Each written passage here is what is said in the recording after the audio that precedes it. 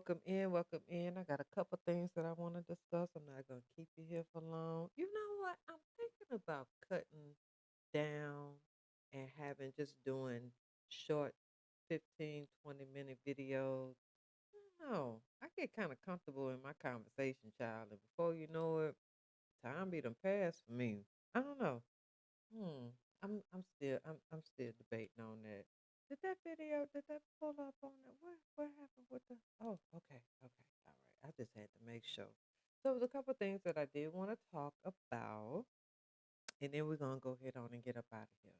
Cause I seen some things that I actually did. I was just like, what in the hell going on? But it is what it is. It's becoming the end of times and people really showing, what they doing and who they are, whatever. But we ain't gonna judge, right? Now LeBron James demolished his $37 million Beverly Hills mansion to build two larger mega mansions in its place. Well, isn't he fabulous? Mm-hmm.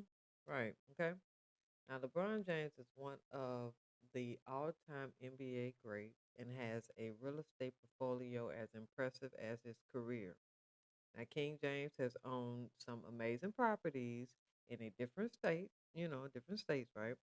Now, when he took his talents to South Beach, the athlete purchased a six-bedroom, 16,000 square foot mansion for $9 million in the Coconut Grove neighborhood. He put that on the market back in 2014 and sold that for about 13.4.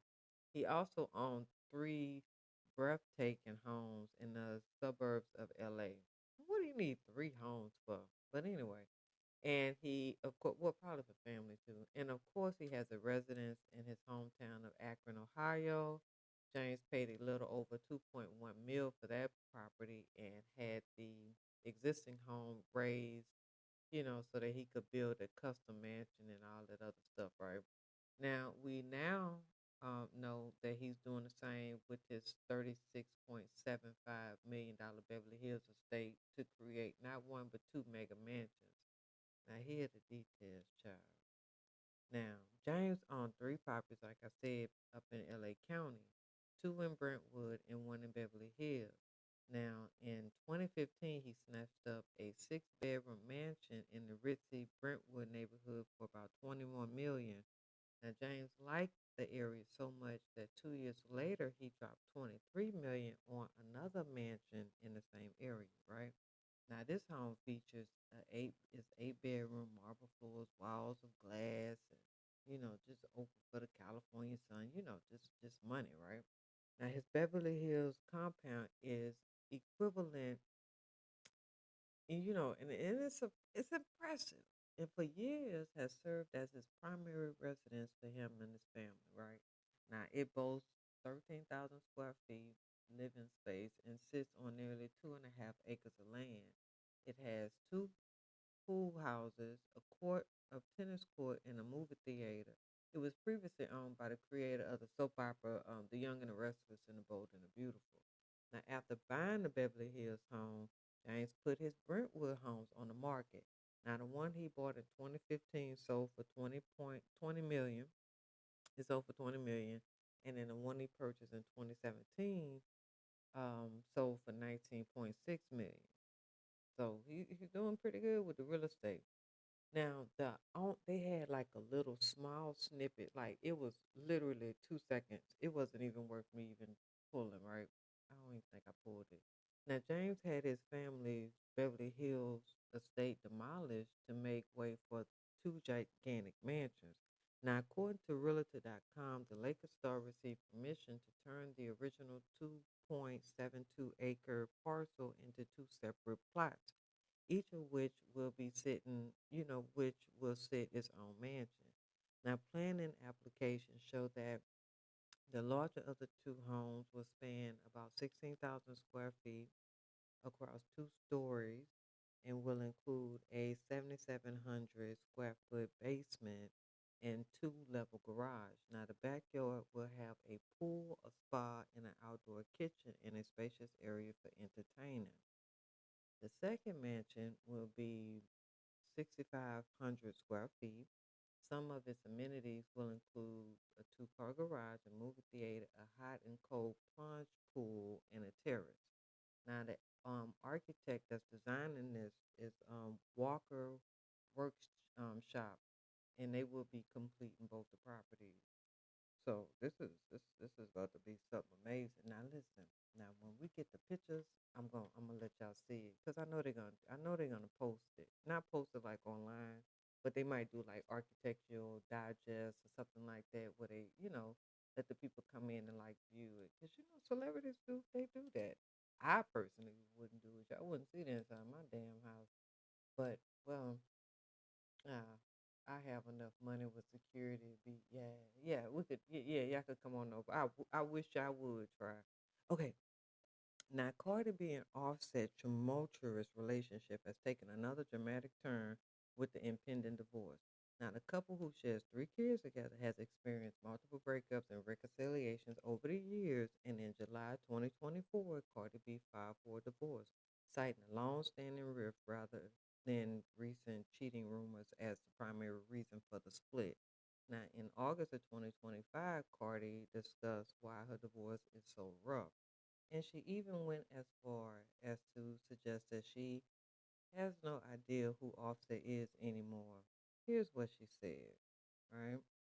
Now, Cardi B and Offset's marriage has been on a roller coaster of love, conflict, and all that other stuff since their secret wedding back in 2017. Now, despite multiple breakups and getting back together, it just kept having its challenges.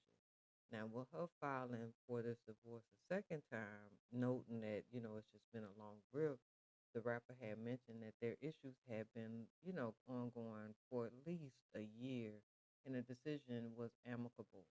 So, I mean, I think that it was good that they both came to a great resolution, but they still are in mediation, from my understanding, with the whole money thing because he owes some money.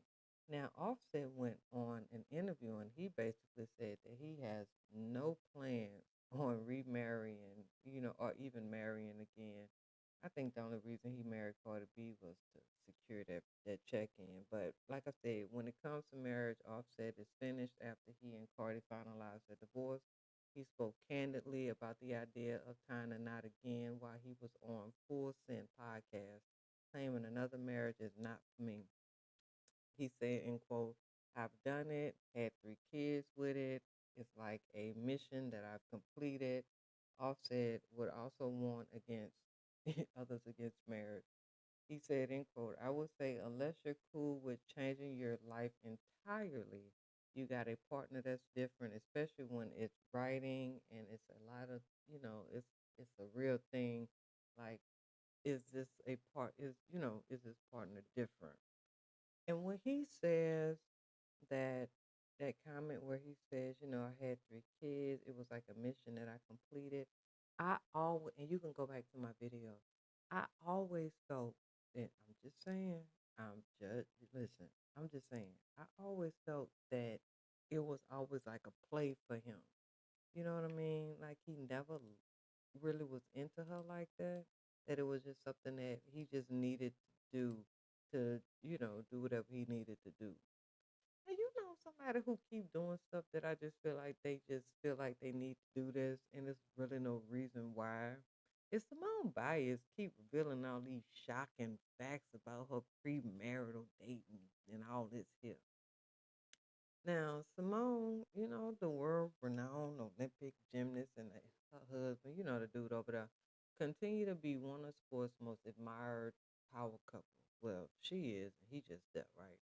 Since tying the knot in April of 2023. Now, the pair have shared glimpses of their life on social media. Fans love following their playful dramatics, while, which combines Biles' dedication to gymnastics and mental health advocacy with Owen's professional football career.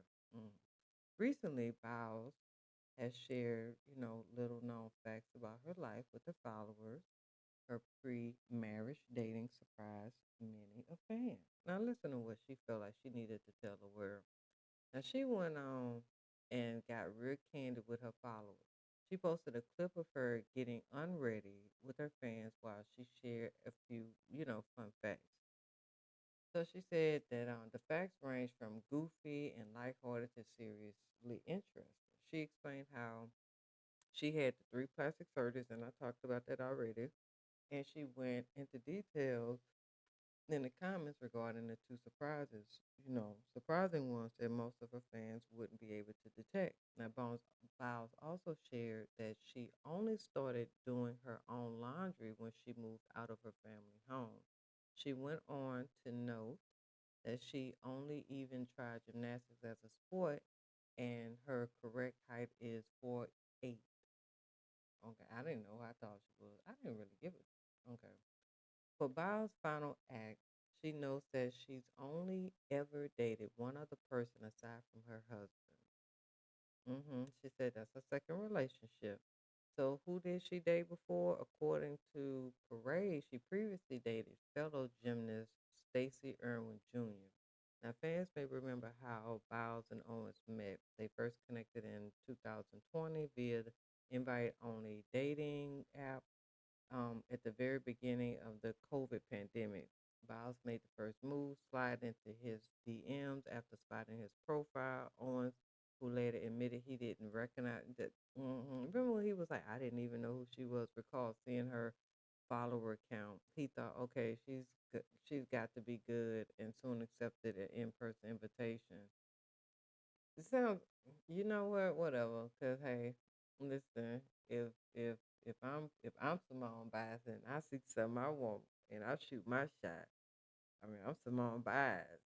I'm seeing something that I want. I'm shooting my shot. I mean, you would be a fool to turn it down. So I ain't mad at him. I mean, you know what I mean? Like, you know. Anyway, I want to say that I know y'all heard that Outkast and Salt-N-Pepa got inducted into the Rock of Fame or the Rock and Roll Hall of Fame on, what night that was. It was like on the 8th. Yeah, on the 8th. I know it's a couple late. Listen, it be other stuff that I be wanting to talk about. And I was like, let me just go ahead on and get this out of my, out of my little clutter box. Now, the South has something to say on November the 8th as legendary rap group Outkast was inducted into the Rock and Roll Hall of Fame alongside hip hop pioneers Salt-N-Pepa and soul icons Sly and the Stone family, or the Family Stone. Why didn't have Spinderella name up there? Because she was in the picture. Now, the Atlanta-born artists were inducted by rapper slash actor Danny Glover, who spoke uh, who spoke to the group influence on his own creativity. Now, let's see if we can play that audio for you. Go ahead and listen. Outkast was able to distill the polarizing nature of being not just from the South, not just being black, but being a human in a very polarizing and contradicting world.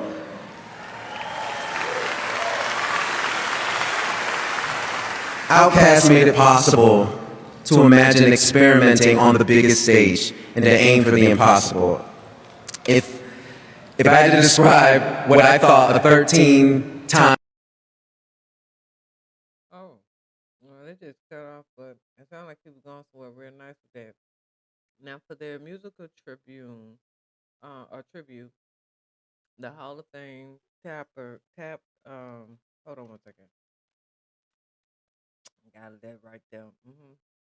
Now, the Hall of Fame tapped Tyler the Creator, Janae Monae, Doja Cat, Killer Mike, Sleepy Brown, and Big Boy himself to do the honors.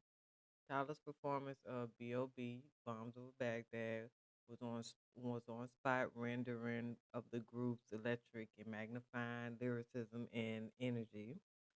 And then Janae Monae covered Andre 3000's Grammy-winning "Hey Ya," was also a highlight. Big Boy took to the stage with Jide for Aliens, and later joined Killer Mike and Sleepy Brown for The Way You Move. So, it, it was actually lovely. They got a lot of clips floating around on Instagram. So if you guys ever just stroll on over there, because Erica Badu, she didn't go, but she did post. Though he didn't perform on the evening, Andre 3000 still, made his mark delivering a speech about their journey, inspiration, and brotherhood that brought, the Peacock Theater to his feet. So let me go ahead on and play this. One thing that Jack said, man, Jack is, man, He's one of my favorites, man.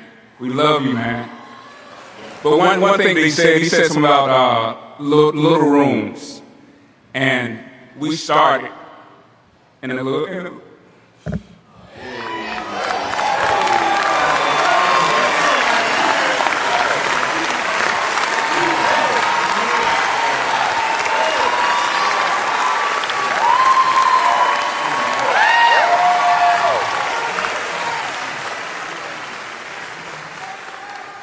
Little rooms. Great things start in little rooms. That's it. Long live Uncle Motive. Oh, that was real sweet. All the audience, I'll look out teary eyed. Now, during one particularly emotional part of his speech, Three Stacks spoke on Outkast humbling beginnings, right? You know, when he was talking about the little things starting in the room. Everybody just got all sad. Now, Salt-N-Pepa also became new inductees that evening, with Missy Elliott taking on the role of highlighting their influence on hip hop. So let's play this. These three women are the bricklayers to that foundation that holds hip hop together. They gave us their shoulders to stand on. Somebody call my car. I'm finna go home. I think I done preached already. They gave us their shoulders to stand on. Salt, pepper, Spinderella. Thank you to the fans, the DJs, the women who rhymed in their mirrors, and the mighty good men who supported us. I want to apologize to the countless fans who got in trouble for cutting their hair like us and singing our lyrics. We love you. To all the guys who had a crush on us and had our posters on the wall, you're welcome.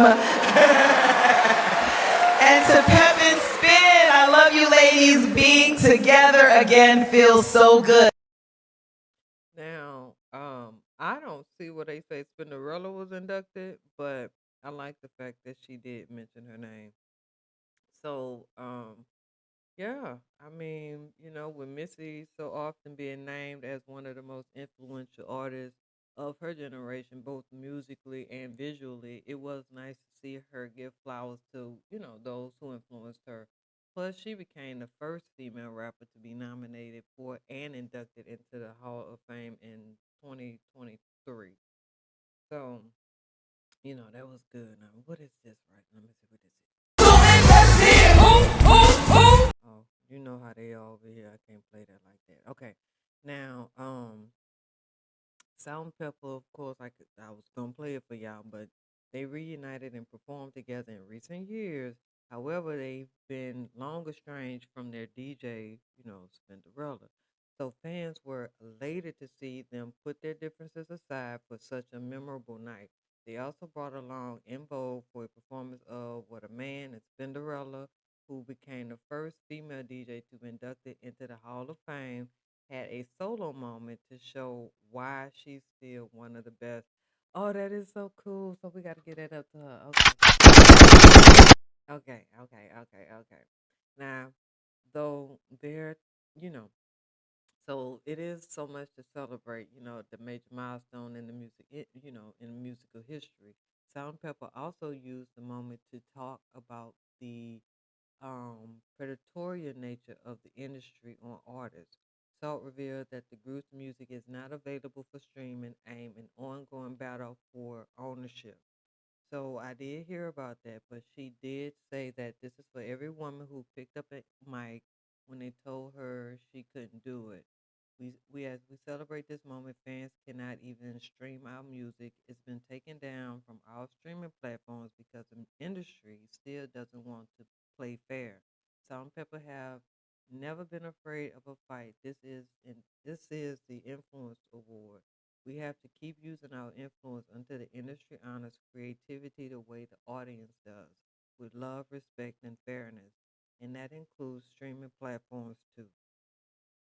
These people, boy, they just try to milk them until they just gone.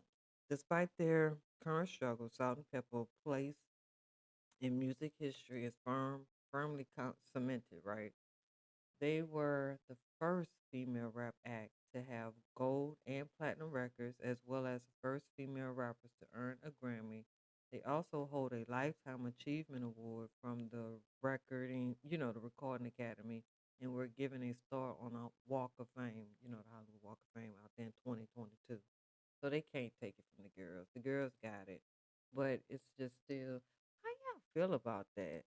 You know what I mean? Like, after all these years, y'all still can't get these women their money? Like, y'all been bleeding them dry for 20, 25 years. You know what I'm saying? You took the best of them.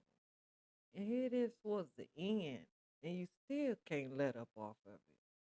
You know what I mean? Because you figure, well, you ain't been having it, so you ought to be used to not having it. Is that what we're doing? That's the mentality? I just can't. I just can't. But, congratulations to them people. So, anyway. So, of course, y'all heard that Kim Kardashian failed her bar exam. What people not saying is that half the people that took that bar exam with Kim failed. So, Kim ain't, you know what I mean? I heard the bar exam is pretty difficult. So, I mean, I think people just giving her a hard time. That girl got a lot of things going. She trying to be an actress, model. Is she still trying to rap? I don't remember. But anyway, everybody been talking about Kris Jenner birthday, and we're gonna get to that shortly. But Kendall had a birthday. Kendall had celebrated her 30th birthday at the beginning of the year. She had a lavish beach party surrounded by family and friends, child. But you know who wasn't out there? Courtney. I don't think I seen Courtney there. Nope, I didn't see Courtney. Now Kendall, like I said, she had marked a milestone, and everybody. Chris was there, Kim was there, Chloe was there, Kyle was there, Haley Beaver was there, Justin Sky was there. Kim posted photos of the soiree on Instagram, including snaps of her family posting with the birthday girl in front of the extravagant silver balloon banner. I got up there, slide on through there. So it was some cute little pictures. But while Courtney and Rob appeared to be absent from the event, Courtney is celebrated Kendall on Instagram, calling her the queen of the world. Now the Kardashian family members who made it, to the party, all dressed in their best attire, beach preferably, because that's where they was at, and they had like a matching brown, black, pink theme, which is cute. Now, according to Kim's Instagram post, the night included, fireworks display and a bottle, of some champagne and from the year that Kendall was born. And the post also included a look at the outdoor sitting area by the sand, surrounded by the pools and the tiki torches. So, it looked like it looked nice. I don't know, you know. So that was cool and that was fun. And she, it wasn't overly done, but everybody was talking about Chris' birthday. Like, dang, Chris didn't even get a girl time to shine. Like, I mean, goodness gracious. I'm talking about Chris was must have been planning her party last year because, well, she was celebrating her 70th birthday party. So, I mean, I would have been doing it too. But if she had a bomb thing, and y'all seen all the people that was there? Look at the screen. They going across. They going across. Now the stars were aligned in honor of Chris. Mm. Boy, I tell you, she must got some real good dirt on them people. I think Kris Jenner is like she seems like she'll be a real nice lady to be cool with. You know what I'm saying? Like she'll make sure you get some good deals, that she gonna want a good cut, like you need one of them type of managers. You know what I'm saying? But you got to be also out there hustling too, because there's only so much she could do. Now, the businesswoman and reality star celebrated her 70th birthday, November the 8th. Now, Kendall's birthday was November the 4th, so that's why Kendall shit was over. Wait a minute. Well, it's past time. Anyway, but it was a James Bond theme party, like I said. And yeah, it was planned by Mindy Weiss. That included members of her family. Her family was there. A lot of celebrities was there. Jeff Bezos and Lauren Sanchez, they were there. Some A-listers attended, like Oprah, Mariah, Tyler, Van Diesel, Mark Zuckerberg. And it was a date night for some people. Um, Prince Harry and Meg was there, and Adele and Rich Paul came. The Kardashians, of course, was there. The Jenners was there. Scott showed up. Travis was there. Corey came. All the K's was there. Chris. I mean, Chris, of course, but Kim, Courtney, Kylie, Chloe. I don't think I missed anybody. Yeah. Kim, Courtney, Chloe, Kylie. Am I missing anybody? That's it. Yeah, that's all of them. Okay. Bruno Mars also served as a performer during the night. I wonder if this was part of the deal. I wonder if Chris hit up the people down there at the casino and was like, hey, let your boy come over here, and they did it. You know what I'm saying? Because she probably cool with them like that. Martha Stewart was there. They had pictures of Chris Rock there as well. For her big night, Chris wore a strapless gown with ruffles that featured a train. She paired the look with a sheer black gloves and diamond drop earrings, child. Chris looked stunning. It was a total old Hollywood glam, as source tells people. Everyone was talking about how amazing she looked. As for whether or not the celebration was filmed for the TV show Hulu, their reality show or whatnot, there were no TV cameras filming. Okay, so no.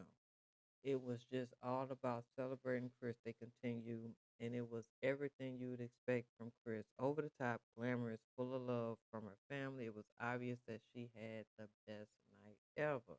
Now, earlier this month, as Kris Jenner, the matriarch, marked her 70th birthday, a source told people her kids, which also include Chloe and Rob, had been planning a special family celebration for months, explaining that Chris was excited about turning 70. The insider added, and she didn't think she'd make it to 70.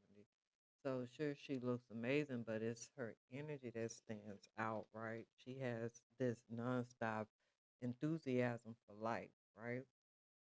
So she's involved with her kids, her grandkids. She's just one of those people who, makes things, she just feels everything's exciting, right? So on November the 5th, Chris was met with love from the family who shared social media tributes in her honor. Look, the day after, you know, dang, that's too close. I don't want my mama birthday that close to my birthday. Like, don't be that selfish. Make my birthday, Now, among them, Kylie had posted some messages, and everybody was posting messages on there for her birthday. Ellen DeGeneres came out from wherever she been at, and she also gave a shout out through a candid video shared on Instagram, in which the former talk show host, woke Chris up from a nap by singing in her ear, "Happy birthday, Chris. I wish you could wake up like this every day." So, I guess that's cool. That's cute. But anyway, I think that Ellen is wonderful. I wonder if she ever gonna come back. It's only so much hiding that a person can do, right? Right?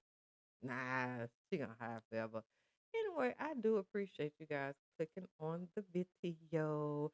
And yeah, go ahead on and share, hit that share button, the like, the share, the subscribe, the something. All right, talk to you later. I'll see you tomorrow. Oh, yeah, I know that this